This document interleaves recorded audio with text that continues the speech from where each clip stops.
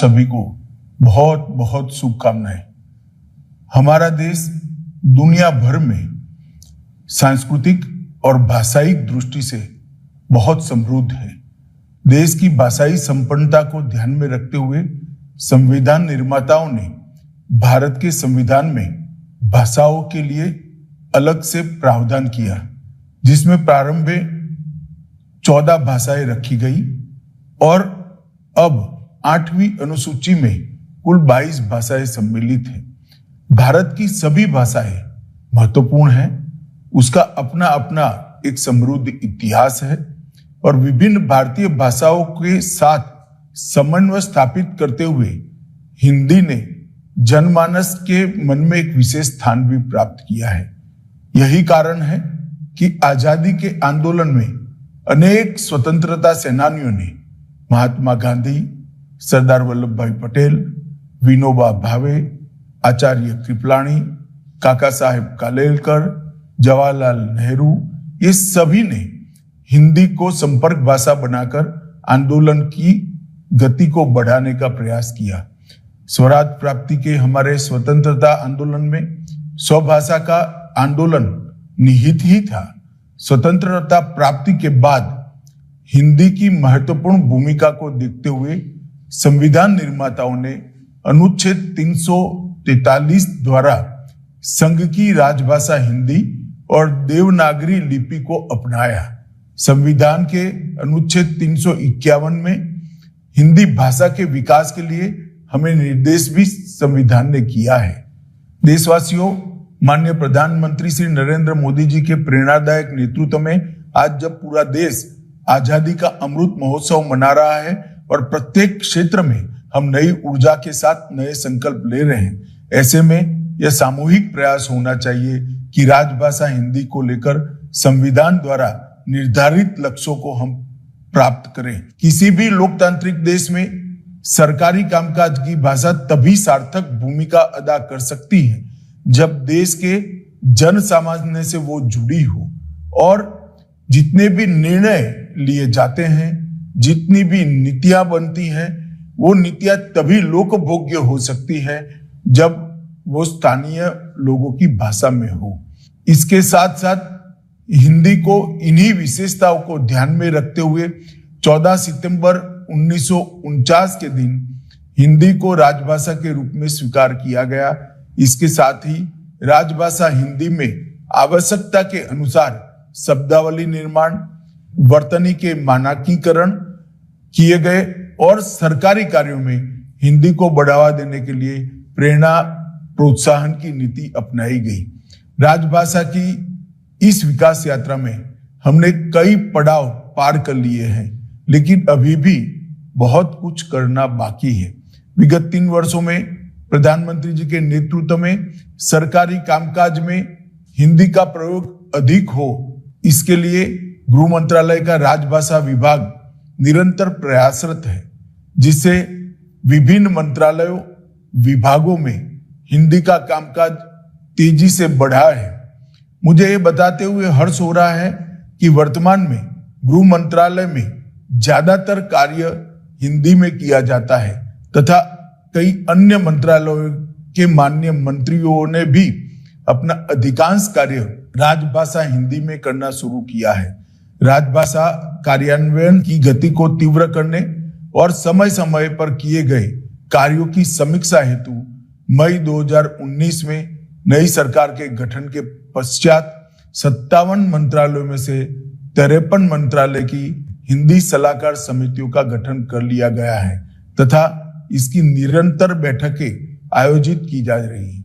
देश भर में विभिन्न शहरों में राजभाषा के प्रयोग को बढ़ाने की दृष्टि से अब तक कुल 527 नगर राजभाषा कार्यान्वयन समितियों का गठन किया जा चुका है।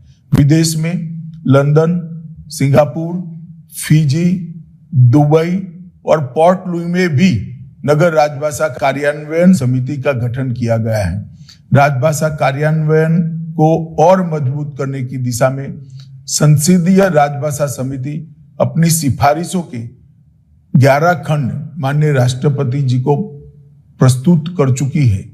राजभाषा विभाग द्वारा 13-14 नवंबर 21 को बनारस में पहला अखिल भारतीय राजभाषा सम्मेलन तथा नई दिल्ली केंद्रीय सचिवालय राजभाषा सेवा संवर्ग के अधिकारियों के लिए पहला तकनीकी सम्मेलन आयोजित किया गया। इन कार्यक्रमों से हिंदी प्रेमियों में उत्साह की अपार वृद्धि हुई है। यह और भी सुखद है कि हिंदी दिवस 2022 तथा द्वितीय अखिल भारतीय राजभाषा सम्मेलन का ऐतिहासिक आयोजन गुजरात के सूरत शहर में हो रहा है। गृह मंत्रालय का राजभाषा विभाग सूचना प्रौद्योगिकी के माध्यम से राजभाषा हिंदी के प्रगामी प्रयोग की दिशा में निरंतर प्रयत्नशील है। राजभाषा विभाग ने स्मृति आधारित अनुवाद प्रणाली कंठस्थ का निर्माण और विकास किया है, जिसमें लगभग 22 लाख वाक्य शामिल किए जा चुके हैं। इस टूल का प्रयोग सुनिश्चित कर सरकारी कार्यालयों में अनुवाद की गति एवं गुणवत्ता बढ़ाई गई है। राजभाषा विभाग द्वारा जन साधारण के लिए लीला हिंदी प्रवाह मोबाइल ऐप तैयार किया गया है, जिससे अपनाकर 14 विभिन्न भाषा भाषी अपनी अपनी मातृभाषा से निःशुल्क हिंदी सीख सकते हैं। राजभाषा विभाग के ई महाशब्दकोश में 90,000 शब्द सम्मिलित किए गए हैं और ई सरल हिंदी वाक्य कोश में 9,000 वाक्य शामिल है। माननीय प्रधानमंत्री श्री नरेंद्र मोदी जी के नेतृत्व में देश को नई शिक्षा नीति मिली, जिसमें मातृभाषा में शिक्षा देने को प्राथमिकता दी जा रही है। राजभाषा विभाग ने अमृत महोत्सव के अवसर पर विधि, तकनीकी, स्वास्थ्य, पत्रकारिता तथा व्यवसायिक में भारतीय भाषाओं के प्रचलित शब्दों को शामिल करते हुए हिंदी से हिंदी बृहत शब्दकोश के निर्माण पर भी काम शुरू किया है और सुलभ संदर्भ के लिए एक अच्छे शब्दकोश का सृजन किया जा रहा है। इस तरह की उन्नत शब्दावली प्रशिक्षण, अनुवाद तथा शीघ्रता से ग्रहण करने में भाषा की जानकारी की दृष्टि से बहुत महत्वपूर्ण होगी।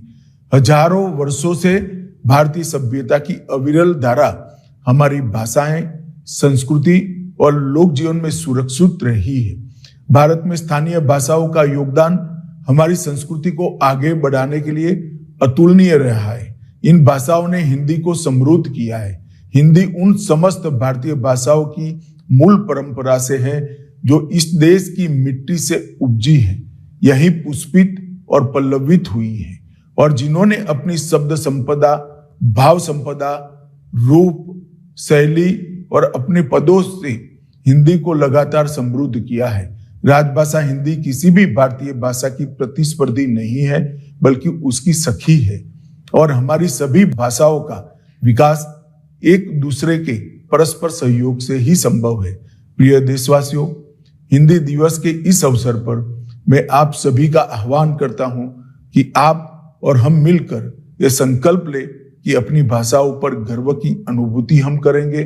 माननीय प्रधानमंत्री श्री नरेंद्र मोदी जी देश विदेश के मंचों पर हिंदी में उद्बोधन देते हैं, जिससे सभी हिंदी प्रेमियों में उत्साह का संचार होता है। आजादी के 75 वर्ष पूर्ण हो चुके हैं और माननीय प्रधानमंत्री जी के प्रतिभाशाली नेतृत्व में आने वाले 25 वर्षों को देश के अमृत काल के रूप में मनाया जा रहा है। ऐसे में भाषाई समरसता को ध्यान में रखते हुए हिंदी तथा हमारी सभी भारतीय भाषाओं का विकास अत्यंत आवश्यक है।